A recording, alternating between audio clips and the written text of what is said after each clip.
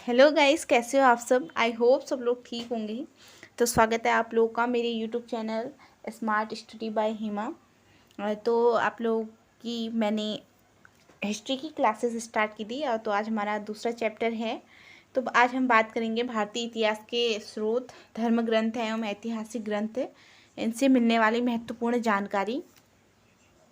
तो प्राचीन भारतीय इतिहास के विषय में जानकारी मुख्यतः 4 स्रोतों से प्राप्त होती है। वो है धर्म ग्रंथ, ऐतिहासिक ग्रंथ, विदेशियों का विवरण, पुरातत्व संबंधी साक्ष्य। तो आज हम जो बात करेंगे वो करेंगे हम धर्म ग्रंथ पे। ठीक है। उसके बाद आप लोगों की जो विदेशी यात्रा से धर्म ग्रंथ, ऐतिहासिक ग्रंथ, इन पे आज हम बात करेंगे। और बाकी जो अन्य विवरण हैं, विदेशियों से विवरण या पुरातत्व संबंधी साक्ष्य, उस पर हम नेक्स्ट क्लास में बात करेंगे। उसके बाद बात करूं, भारत का सर्वप्राचीन जो धर्म ग्रंथ है वो है वेद। तो जिसके संकलनकर्ता महर्षि कृष्ण द्वैपायन वेद व्यास को माना जाता है। वेद वसुदेव कुटुंबकम का उपदेश देता है। भारतीय परंपरा वेदों को नित्य तथा अपूर्व से मानती है। वेद 4 हैं: ऋग्वेद, यजुर्वेद, सामवेद एवं अथर्ववेद। इन चारों वेदों को संहिता कहा जाता है। यानी जो हमारे वेद हैं, सबसे पुराना वेद है ऋग्वेद, और सबसे नया वेद है जो आधुनिक में, वो है अथर्ववेद। और जो वेद होते हैं, इन चारों वेदों को संहिता कहा जाता है। उसके बाद ऋग्वेद के बारे में बात करूं तो ऋग्वेद हमारा सबसे पुराना वेद है। ऋग्वेद का जो उपवेद है वो है आयुर्वेद। ठीक है।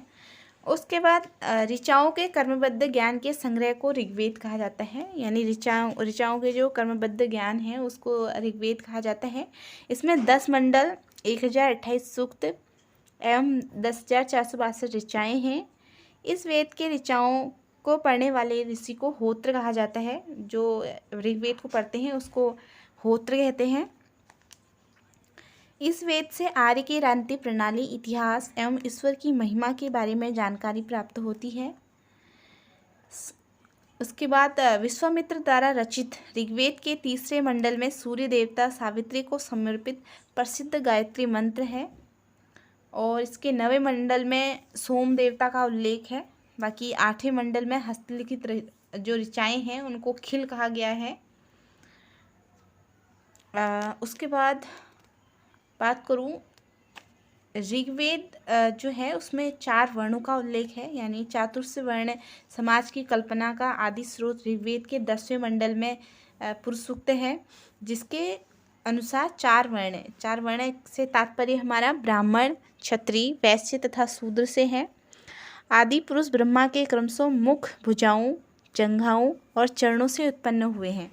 तो कहा जाता है कि जो ब्राह्मण लोग हैं वो मुख से इनका उत्पत्ति हुई है। बाकी जो भुजा हैं उनसे क्षत्रिय का, और जांघों से वैश्य का, तथा चरणों से उनके जो पैर हैं उनसे शूद्र की उत्पत्ति हुई है। इसलिए शूद्र को हमेशा नीचा दिखाया गया है। बाकी ऋग्वेद के जो ऋग्वेद में जो अधन्य शब्द हैं उसका संबंध गाय से है। उसके बाद वामन अवतार के 3 पगों के आख्यान का प्राचीनतम स्रोत ऋग्वेद है। ऋग्वेद में सबसे ज़्यादा बार इंद्र के लिए 250 और 200 ऋचाओं का उल्लेख है। यानी सबसे ज़्यादा बार जो जिस देवता का उल्लेख मिलता है वो है इंद्र देवता का उल्लेख ऋग्वेद में मिलता है। उसके बाद अग्नि का उल्लेख मिलता है। ठीक है। तो यह फिर उसके बाद बात करें यजुर्वेद पे, दूसरे नंबर का वेद है। और इसके उपवेद को धनुर्वेद कहा जाता है। सरस्वर पाठ के लिए मंत्रों तथा बलि के समय अनुपालन के लिए नियमों का संकलन यजुर्वेद कहलाता है। इसके पाठनकर्ता को अथर्वण कहते हैं। हमने बात की थी कि ऋग्वेद के जो पाठनकर्ता हैं उनको होत्र कहते हैं, और जो यजुर्वेद है उनके पाठनकर्ता को अथर्वण कहते हैं।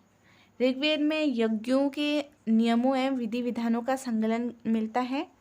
इसमें बलिदान की विधि का भी वर्णन है। यह एक ऐसा वेद है जो गद्य और पद्य दोनों में है। उसके बाद बात करूँ सामवेद पे। साम का शाब्दिक अर्थ है गान।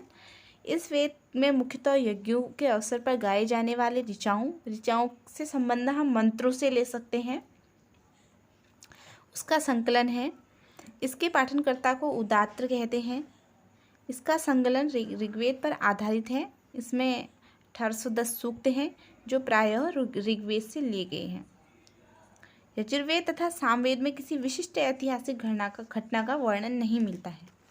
उसके बाद मैं बात करूँ अथर्ववेद का, यानी जो हमारा आधुनिक वेद है उस पर बात करें तो अथर्ववेद जो है उसका उपवेद है शिल्पवेद। ठीक है।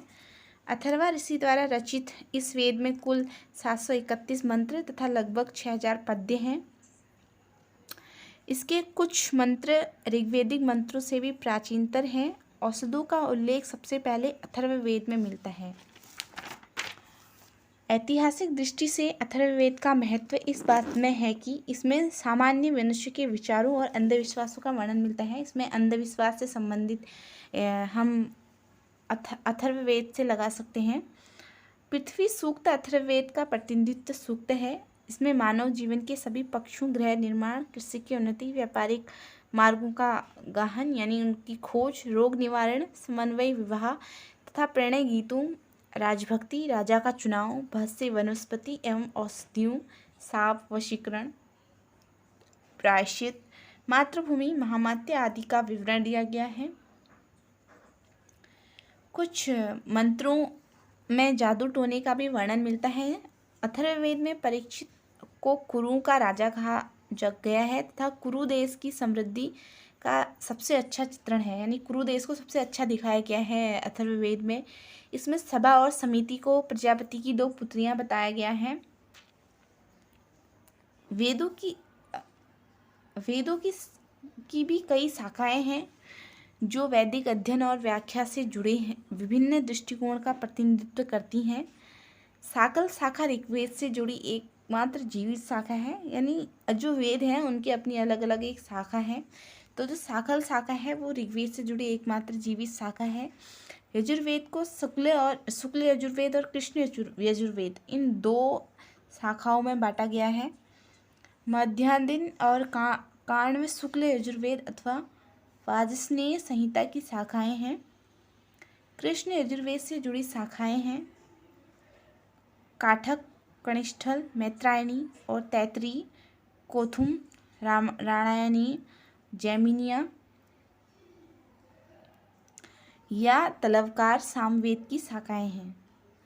अथर्ववेद की शाखाएं शौनक और पेप्पलाद हैं। ठीक है। तो उसके बाद मैंने आप लोगों को बताया कि सबसे प्राचीन वेद ऋग्वेद है और सबसे जो आधुनिक वेद है वो है अथर्ववेद, और इन सब के बारे में मैंने आप लोगों को पूरी इनकी व्याख्या बता दी है। आप लोगों को अगर वीडियो पसंद आई हो तो चैनल को लाइक, सब्सक्राइब एंड शेयर कीजिए और आगे को वीडियो को बढ़ाते जाइए। अथर्ववेद जो है वो कन्या के जन्म की भी निंदा करता है। ये पहला वेद है जो कन्या के जन्म की निंदा करता है। ठीक है। और इसमें अथर्ववेद के देवता यानी प्रजापति को अथर्ववेद में देवता कहा गया है। बाकी अथर्ववेद के पढ़ने वालों को मैंने आप लोगों को बता ही दिया है। ठीक है। बाकी इसमें कुछ है नहीं, और आप लोगों को मैं आगे की क्लास में बताते जाऊंगी। आगे का पूरे लुसेंट को हम कवर करेंगे हिस्ट्री की। तो चैनल के साथ बने रहिए। हो सके तो चैनल को लाइक, सब्सक्राइब एंड शेयर कीजिए। Thank you so much.